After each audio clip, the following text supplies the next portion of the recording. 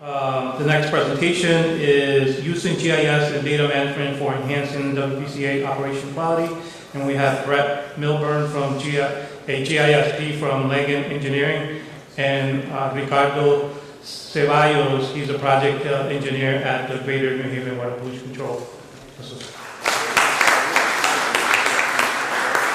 All right, good morning. I'm Ricardo Ceballos, Greater New Haven WPCA. I'm with the engineering department.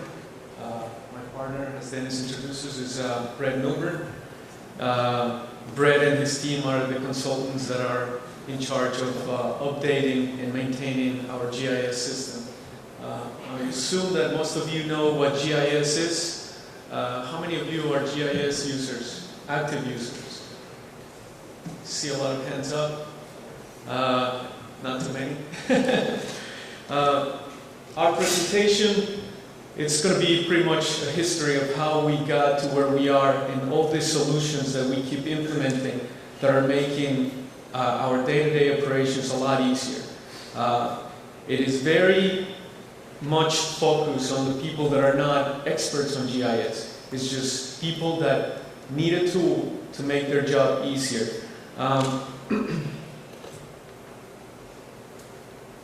We're going to start the presentation with what we hope you learned from this presentation.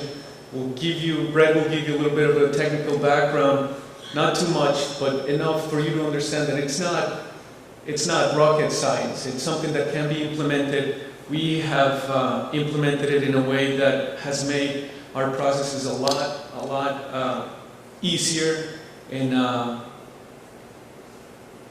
that's the bottom line. We want to make things easier for everyone that's an active user of the system. We'll tell you a little bit more about the authority, the history of how we got to where we are, the technology that we're using, those solutions that, as I said before, impact our day-to-day operations, and what the future implementations could be. Some of them are already available with the current technology, but we're only getting started, and as technology advances, we're going to have even better implementation of new solutions that are going to be helping us as well. So we want you guys to understand what an enterprise GIS system is and how it is incorporated. We're going to talk about the benefits of the central database management, the database model, I mean, and sewer utilities have been data rich for too long, and the information is not coming out as clear as it is coming in. So we're data rich but information poor, it's what I'm trying to say. And the trend is actually coming to an end from if we use GIS and other technologies that are coming in line. This technology provides the ability to become more agile and responsive. I can tell you that from our experience. One example is that easy access to the data from many devices. It doesn't have to be just in the office, but mobile devices and anywhere you are, pretty much in the field, in the office, wherever you are, you have access to this data. This access to the data means time savings from our perspective. And it also means savings because it's going to allow us to avoid errors during construction. Contractors get information faster from us, maps, etc., that show where our utilities are. This is going to prevent errors during construction, which means savings.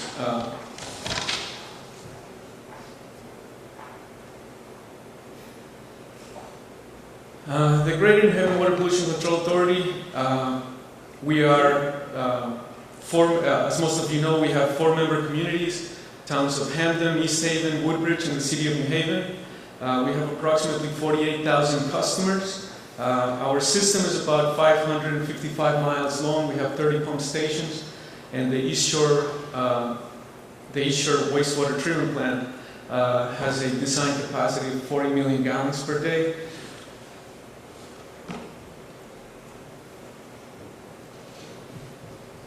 Thank you. So, as Ricardo said, my name is Brett Milburn. I'm in charge of data solutions, is what we call it, a lot of enterprise data management, including GIS, at our firm. And I know there's a lot of people that have raised their hand about what GIS is, but for the people who do not, we thought we'd just throw a couple slides in here to describe what it is we're talking about. So Geographic Information Systems is an analysis tool where you're combining spatial data, something that has a physical space and time, so a sewer manhole, for example, with the attribute data, and attribute data being a database behind it. So what is the manhole ID, what is the invert elevation of a manhole, and taking that information where you can do analysis on it, either from a spatial context, from a map analysis, give me a buffer of 30 feet around a manhole, or give me data behind it, give me statistics, how many manholes have a slope, or what are the average slope of my inverts, or my pipes. And you're generating new data from GIS is really what we're talking about here. And if you think about it, 80% of data, by Esri's quote, who's the major software manufacturer, and that is the solution we've implemented, but 80% of data is spatial in some nature. So accounting data, you may not think of your accounting system as spatial, but it is because it's tied to a physical address where somebody gets a bill. So that's what we're talking about. And another way of looking at it is it's a conglomeration of hardware, so computers, software, the Esri software, data, many types of data, making maps, as I said before, the analysis of information, and then the users that make up the system. And the users are usually not always in a desktop. And in the case of the GNHWPCA, what we're going to focus on are the non-technical users and the applications that have been provided, as Ricardo was mentioning. The WPCA, we were only established in 2005. Before that, it was the city of New Haven who owned the wastewater treatment plant. All the other towns were simply discharging into our network. Back in the 60s, the city created their city planimetric maps, and they incorporated all the record drawings that they have to try to create a network of sanitary sewer systems and storm water systems. That system was in place for probably 30 years. It was being updated by hand, and it wasn't until late 1990s that the city created the first GIS layers. And the main reason to do that was to work on the long-term control plan hydraulic models. Since they needed to create those hydraulic models, it was easier to have a network built on GIS. After we got established as an authority in 2006, 2007, we added the layers for the other communities in our system, Hampton, East Haven, and Woodbridge. For those, we used the record drawings that we obtained from the city. If they didn't have it, then it was not incorporated. In 2009, we upgraded to a file geodatabase. This is the beginning of having a central database that has all the data and not just a bunch of layers that are combining to create one thing. Then in 2010, we implemented the use of the centralized data model. And after we had that, I guess the first, and you'll see some examples today, the first of all the implementations, all the solutions that we have created since then was the web access in our manhole inspection program. Again, that was just the beginning, and as you'll see, we'll go very quickly over many examples of what we've done using, again, that centralized database. So, just to set the context of what we're talking about, a centralization of a database and the concept of where we're going with it is not just GIS data. We're talking about how we can incorporate data across an organization and use it. In the case of the GNHWPCA, it's going to be focused on the GIS right now, but it's how you implement these models that are important in a concept. So looking at the image there on the right-hand side, you can see that it's a combination of a lot of different things. It's location, it's event management, so your work order management program, your billings, your financial data, how you analyze your data. And a couple things to keep in mind with a centralized data model. They reduce risk of an organization. They provide better insight and access. They're highly collaborative, so they work across departments, which I'll show in the next slide real quickly. And they, over time, increase productivity. You know, sometimes there's some growing pains, but that last bullet there is really what we're focusing on. They're not all or nothing. So you don't need to dive headfirst in when you do one of these. They can be implemented over time where the benefit can be realized in your return on investment. So essentially, start small, build it big. Another way to look at it from not just a data perspective, but from a departmental perspective is, you know, your admin, your finance, as I was saying before. So this is where the stakeholder engagement process comes. You know, what we usually find with a central data model and incorporating this is they're contagious. So typically, it'll start maybe in operations, and then very quickly others gather how they can benefit from using this technology. So, you know, really that's what we're talking about here is the stakeholder engagement process and planning for these. They work very well when they're planned collaboratively across an organization. A different way of looking at it and the way that we've implemented it at the WPCA here, just kind of going through this, at the top you see your existing data resources, and typically from a GIS perspective in a utility, it's digital data, AutoCAD, MicroStation. Maybe you have consultants delivering you information, so you should set some data standards of how you get data. You may have paper drawings, you probably have random photos, and you have maybe some survey data, or in today's world, laser scanning or mobile scanning, which can save a lot of time. And in the center there, you have your central data repository. And from that central data repository on the left-hand side, immediately off to the left, you have what you call your power user. So some of you may employ a GIS analyst or something like that, where they do modeling and they're actually looking at creating figures. And then on the right-hand side, what we have are what we call the internal users. So that's your billings, your operations, your field users. And then in the case of some organizations where technology tends to head when you're dealing with water, laboratory data and field data. So that can all be married up together into this system. And just underneath the internal users on the far right there at the bottom, what you're looking at are how people access data. So the focus of this is non-technical users not understanding the software. They want to be able to intuitively use a mobile app to access data or a web dashboard, which a lot of our examples are. We were hired in 2010, and when we were hired, the central data model was the concept that the authority wanted to go towards.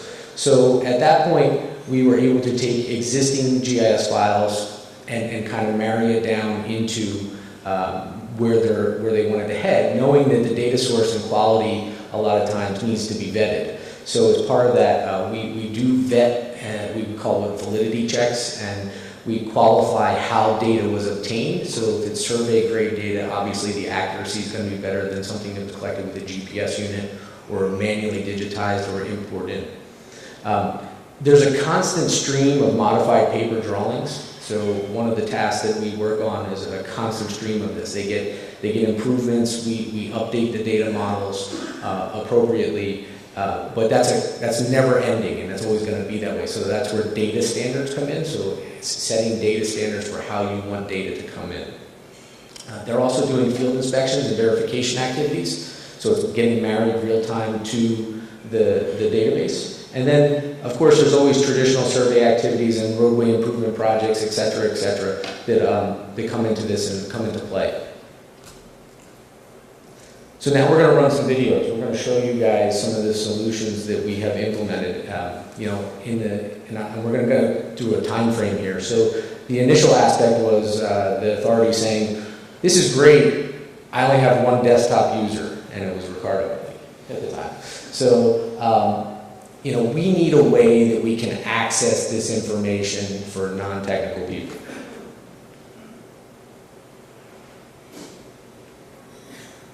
So this was an easy solution that we've built where it allows the user to come in and change series and base maps. It's pretty standard off-the-shelf stuff these days, but there's a lot of, in some cases, there is some customization behind these for authority-specific things. Obviously the intent is to keep the cost down. So when you can use off-the-shelf products and non-proprietary solutions, it really is a benefit to the authority. But when you're looking at it here, they have the ability to turn information on and off. Pretty simple stuff. I actually had a comment today from one of the people at the authority. They don't like their layers on, so I told them we'll build them a custom dashboard just for him. But they can come down here, they can view the attribute information, so that data behind, they can query it, they can filter it very seamlessly. They can also export this out. So in some functionality, they can take this to an Excel file. So if they're going to a meeting and they want to say, hey, here's the assets of interest, or we're doing a capital improvement project and we want to know what's going on with these assets, they can take that out.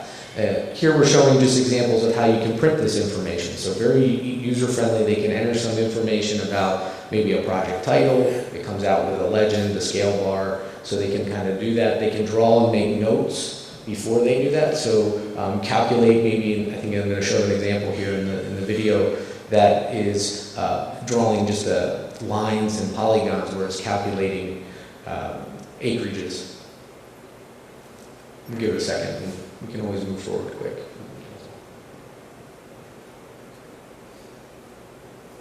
So we'll go to the next slide. But in general, you can see they're very user-friendly. The last part of this one, though, is setting bookmarks. And then the authority wanted to integrate with Google, which I thought was interesting. They wanted the street-level imagery. So in the case of this viewer, we were able to incorporate Google Street View directly into this application. And we can fast forward to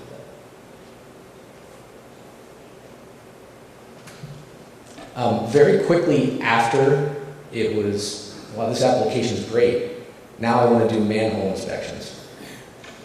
Yeah, we can do that. So no problem. So as you can see here, they can click on a feature when they're out in the field. They can basically draw up a form, and the form comes pre-populated. So back in the old days, this was a custom, for anybody who's a tech geek like me, it's called .NET programming. But what we were able to do was create a solution where it pre-populated all the fields about that asset, and then it had required fields. So the field guy could not submit this form unless it was filled out appropriately with the correct value. They couldn't put a date in a text or a text field. So it's very smart and intelligent, allowed them to incorporate photos to it, so that in the asset management system now, anybody who went in and clicked on that manhole, they would have that information at their fingertips. In addition, they would have the ability to recall previous inspections. On that manhole inspection web viewer, we all access this through a website. So as long as you have a laptop and a Wi-Fi connection, you can access it from anywhere you are on our network. And what Brett mentioned earlier, this is real-time updating of our database, and it allows for multiple users. So we could have 2 crews of manhole inspection personnel that will go to different locations and start updating as they were performing the inspection of the manhole. This data, the way it used to be done before, they will go out in the field, write down all the information, then they'll have to go to the office and enter that information into the computers. Now with this, the data is automatically on the database right after at the same time that they're doing the inspection. From there, we moved on to one of our main processes, which is plan reviews and development reviews. Everyone that's trying to connect into our sanitary sewer system, either new construction or reconstruction, additions to the system, anyone that has anything to do with sanitary sewer connections has to go through a plan review process. This application allowed us to make sure that we knew exactly who was connecting where, and keep track of all these developments. These developments are not only important because they're a source of revenue for us, but also the most important thing from our perspective is that we get to know exactly who's working on our system, who's trying to make a connection into the sanitary sewer system, and that allows our inspectors who are in the field to have their devices and know exactly where to go and what construction is taking place where. There is no more history about people trying to connect and breaking our pipes whichever way they want it. Now we guarantee that at least our sewer construction details are being followed, because we also keep track of who's working on it to begin with. Just like the previous web viewer that Brett showed you, it's just as easy as going to the location, making a click to add the plan review process. You get to enter your data, and it's automatically available on everyone's device, no matter where you are. We also did the same thing with flow metering data. Same thing, developments and our own flow metering data gets recorded and it's stored for everyone's reference at any time from anywhere. This is another example. We have an emergency repair module. We bought a truck not long ago. We had one, but we bought a new truck not long ago, and now the crews are constantly cleaning and TVing, and we are finding a lot of stuff. And maybe it's just a crack, maybe it's just a fractured pipe, and it's only that one segment on a very long network, but we now know where those problems are. They get reported automatically via email, and then they get entered into this emergency repair module. If it's critical, we respond to it as soon as we can. If it's not critical, at least we're not going to lose track of where the repair is going to take place at some point. Maybe after we review the video, we know that, you know what, in 5 years it's probably going to be the same. But if there's another incident in that area, now we know that we can tackle both together, because we can see it in the map, which is a lot easier than just having a list of places where point repairs could be needed. And then we move on to pipe editing and rehabilitation. It's very, very useful to us to see where we have rehabilitated the pipe. Usually we do cure-in-place pipelining, and because of those same emergency repair module entries, we know where the use of something like this could, the use of rehabilitating the pipe with CIPP could be beneficial. So those areas could be added to the future CIPP, which get shown on the web viewer for easy reference. The ones that have already been rehabilitated are also shown with a different color in this case, also for our reference. And it helps a lot for new developments or existing repairs in that area, because the inspector will be able to tell the contractor what kind of tap he has to make, and if he's going to be dealing with a liner instead of an older clay pipe or something like that.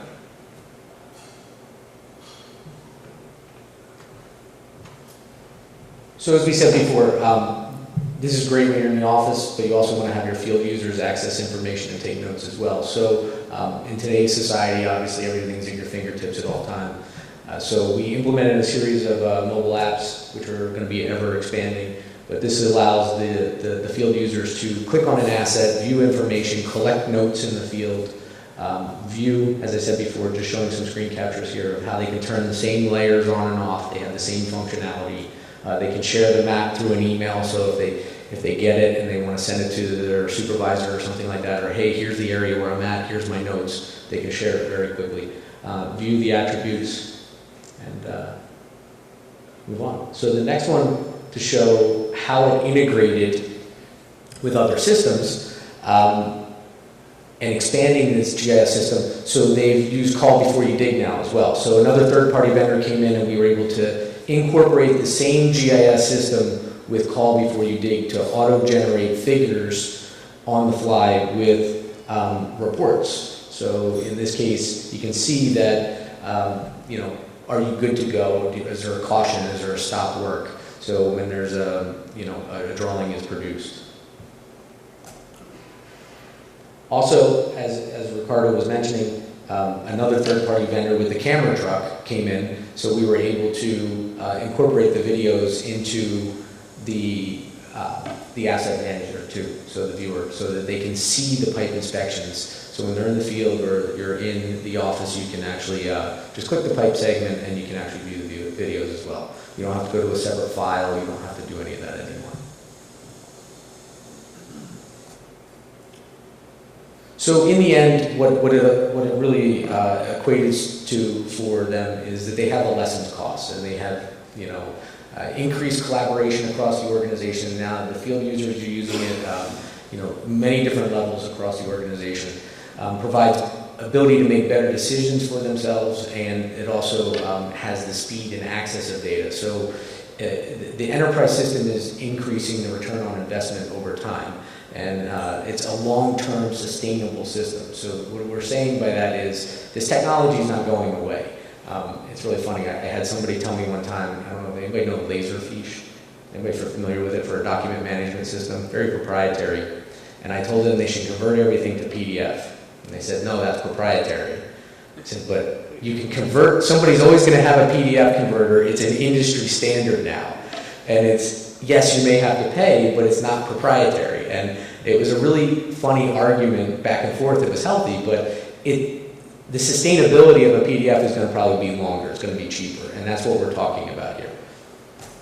Real quick, we'll just hit on a couple of future implementations and wrap it up here. Nothing we're going to spend a lot of time on, but where the authority is looking to go potentially in the future with laboratory analysis and information. So as I said before, you know, laboratory data can incorporate into this. It can flag exceedances from regulatory standards automatically and send notifications if you're out collecting samples. DMR reporting can be automated from this system, so through web dashboards.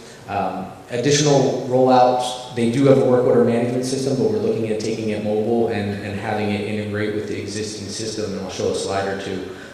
Some big, if you guys are using Esri products, I'm sure you're using Collector and Survey 123.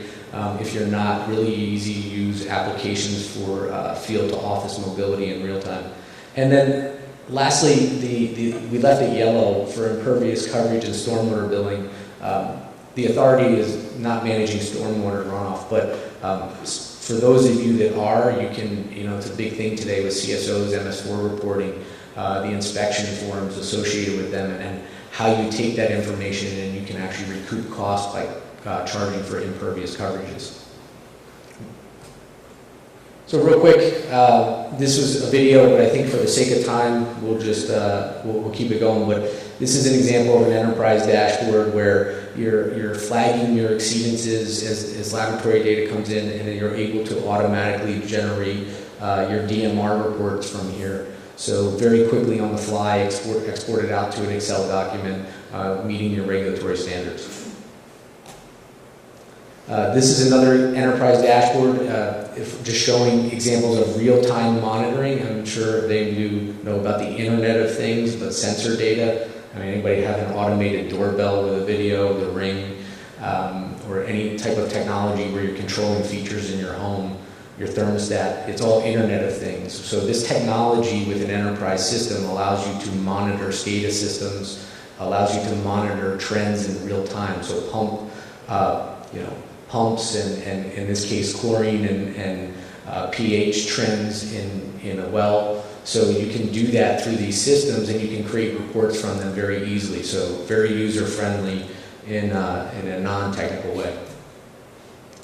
As I said before, using it for work order management, so allowing a mobile user to be assigned tasks, acknowledge a task, somebody in the office can watch that, gets tracked in a back-end database, so you can always have it for future reference. And you can also use it for dashboarding. So if you ever want to log in and just see who has a request assigned, who's doing the majority of the work, do you have an area that is constantly prone to failure, it would flag itself in here, and you'd be able to really quickly see it without even doing anything, just as work orders are sent out and fulfilled. So with that said, that's it. So we'll entertain any questions if there are. In today's society, there's a lot of ways to do this. You can do it through hosted solutions through the cloud. You can do hybrid solutions where a lot of times, in the case of the authority, they're on-prem, so on-premises with their own security protocols. However, there are times where you can host your data on your on-premises, but use the cloud as a vehicle for the application. So what we typically find is from an investment standpoint, and depending on your technology budget, it's actually better to host the application in the cloud because it will run quicker, but it uses the data on your server going through your firewall. Usually you write data security protocols as part of something like this, and you make sure everybody's comfortable. You want to make sure it's called a service level agreement, an SLA, where you want to make sure you're maintaining uptime as well. You don't want to have downtime associated with applications because it's frustrating for the people using it. So, but yes, firewall is a very big concern. Anybody else? Okay, thank you.